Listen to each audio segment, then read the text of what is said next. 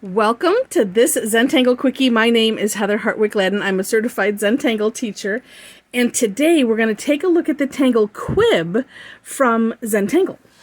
I was going through some stuff and I was of some classes that I have taught online live, and I was like, oh, I haven't done Quib on a Zentangle Quickie. I had it paired with a tangle called Mysteria, and I did Mysteria not too long ago, and I was like, oh my goodness, how could I forget Quib? All right, so Quib is very interesting. It's really a neat tangle. And it starts off, well, let me say this. If you have done the tangle laced, I like to pair these two together because they go so well together. And I'll show you the reason why in a little bit. But so this one starts off with a C shape wherever you want it to be. I think I'll go in the corner here. Kind of like so. And put one at the bottom. Now, this part is actually optional. So, if you want to do a little variation on it, you can, but we'll do it as the step out has it. So, one at the bottom as well. Then, we're just going to draw essentially pairs of lines, but, make them a little squiggly. So, and this is, because it's kind of freeform, this is where I always run into a bit of a challenge.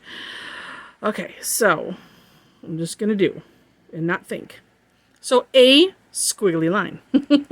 And then we're going to aura that squiggly line. And to aura is just as I'm doing, it's kind of like an outline. And the goal is, well, my goal is always to, make sure that, whatever distance I start at from that original line, that I try to keep that throughout. And then mirroring, or following the contours of whatever you're aura-ing. All right, so there's one. Then we're going to also use the hollow bow technique, and if you don't know what that is, it's the art of drawing behind. And I'm going to just start up here, and so if you watch, and we're just kind of going to weave behind, so it's going to be another squiggly line. This one maybe go a little slower, and you see as I'm coming up to this line I've already done, I pick up my pen, pull it over, and then, try to, oh, this one's going to work out nicely. Well, that's odd. All right. And then you finish it. So I have drawn a single line behind, what I've done already. And we could call these ribbons because that's kind of what they look like. Then is a kind of to decide which way do I want to aura it. Really no rhyme or reason. I guess I'm going to start here just because I feel like it. We'll see what happens. Again, trying to keep that same distance. Sometimes it doesn't work out, but you know what? It doesn't matter. Okay, and then coming down and just continually working. Now you can put as many of these in as you wish.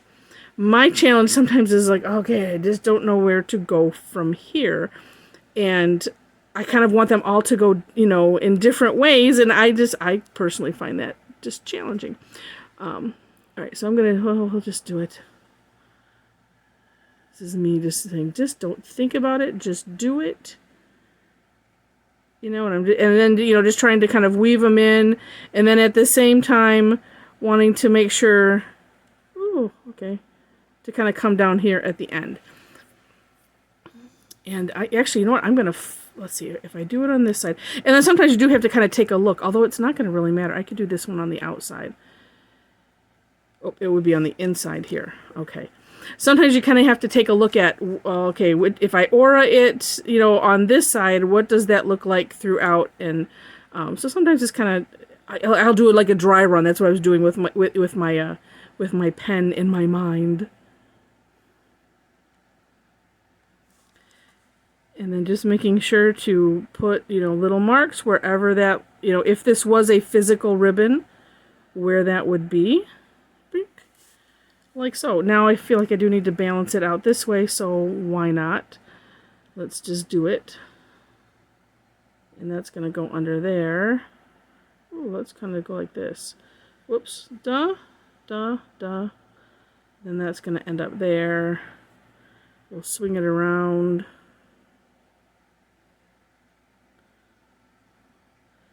Sometimes not a bad idea to kind of find your end point. All right, now, okay, if I go on this side, then I'm going to be aura-ing. Oh, okay, well, it'll be what it'll be. So kind of going on the outside here. And of course, and then that's going to put a little line there. You can make these whatever thickness you want to make them. And like so. All right. So once you're happy with it, then what we're going to do is, on these original C's that we made, we're going to kind of finish those off. So see, you know, where you have this, we're going to make it now like an orb or an oval as best you can. And then we're going to fill in the background. So being really careful to color in between the ribbons that you did.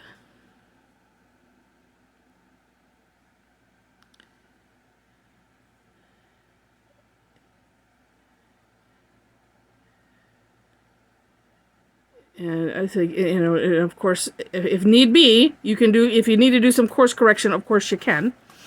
The only course correction that a lot of times that I have happen is if this part of the C, if it's not necessarily even, so I might want to, you know, bring it up so that way it looks like an oval. Actually, well, this might completely date me.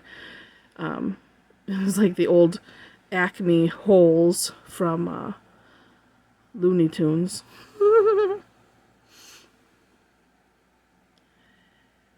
And that's what they look like. And so in the that's why I like to pair this with the Tangle Laced, because it is made up of essentially, you know, what ends up looking like ribbons, you know, or straight or laces. That's why it's probably called that, right? And holes like this. This is just more elaborate, and I'll show you what I like to do with it as well. Now, for shading, the best thing to do with this one is, if you can, and see, mine kind of got a little tight here, but maybe just a little bit of graphite. Well, this one I'm just going to fill this whole little section in. But kind of where it goes under, a little graphite on either side. And you can have it come out as far as you want, of course. And then see, if it's small like that, then the whole thing's going to be gray, and that's okay, because it's just behind. So we're just going to emphasize those, well, where it's going under, which in turn shows off where it's going over. Funny how that works. And then usually when you get to using the tortillon, then you find out where you missed some. And this one is fun, you know, if you wanted to use, you know, some color. This is not the best tortillon for this. Let's see. Well, this might not be either because it's kind of pushed in, but I think it's a little better because it's not so sloppy. Or so I say.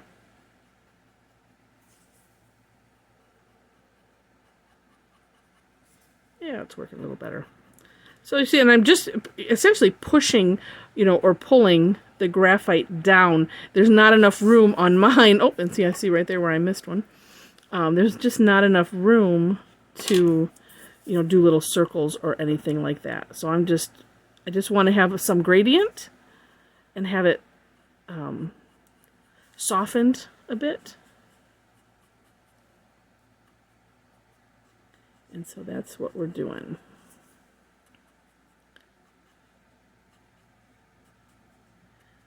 Oh, and of course, you know, and I didn't put any down here, but you could, you know, I'm just going to use what's left on the tortillon. You could put some down. Oh, look at that. Just totally missed this one right here. Smack in the middle with nothing around it. Or not a whole lot. There's a lot of busyness up here, but not right here. Okay. And like that. And isn't that fun? And so, as many strands as you want, you know, the C shapes can be as big as you want. It's really up to your imagination. So, let me back up my camera a little bit so I can show you these cool things. So, well, this was the live class that I had mentioned, and I probably showed this one when I did Mysteria, which is this. But this one I just wanted to show because you can. It's a little interesting to do, but you can. So I crisscrossed them. So starting with one, and then it gets a little confusing. Kind of you have to pay attention to where you're going over and under. But just as a thought. And then, here's why I like to use it with laced. This is a class that I do, I call it affirmation tangles. So I like to do laced as a bit of a border. And this is an old book, as you can see. And then so from the laced, from the laced, then I, put a big hole, and then it's like it divides itself. And, comes down and then goes another hole. And then sometimes I'll have something peeking out after that. And then lastly, I did mention that you don't have to do this end. You could leave them hanging, and then you could do some cool things. So like here, this is a class that I do called Tangled Monograms. And so I decided to just kind of go crazy. And so I have my Quib coming out, and then I ended it up... I had them just hanging, and then I decided to put some hearts on them, so it's just cute. But I like, having things, kind of popping up and having fun. So with that, I hope you enjoyed this one. And if you did, make sure to check out the description section for step outs, ways to connect with me if you wish. If you'd like to join me, I do a combination of paid and free classes. Would love to have you join sometime. We have a ball, and so that information is on my website. Link is below, as well as our Facebook Tangle Addicts community. Would love to have you join there as well. And so if you liked the video, would love to have a thumbs up. And if you liked it enough to see more, I am posting about once a day, occasionally more than one. If I get a class replay, if I get them finished up nice and posted, then you might have more than one in a day. So I say that because if you decide to subscribe, make sure to hit the notification bell so you can tell YouTube how you want to be notified. So if you don't like pop-ups on your phone like I don't, then just click none for no notifications, and then your phone won't be, going crazy once a day or so. But I just share that just so that way you know, because I don't know what it defaults to, but I found that on my own, and because I think they might have changed something, and all of a sudden I was getting these pop-ups, and I'm like, wow, no. So anyway, that's why I share it, and with that, I thank you so much for watching and having fun with me, and with that, I wish you happy tangling.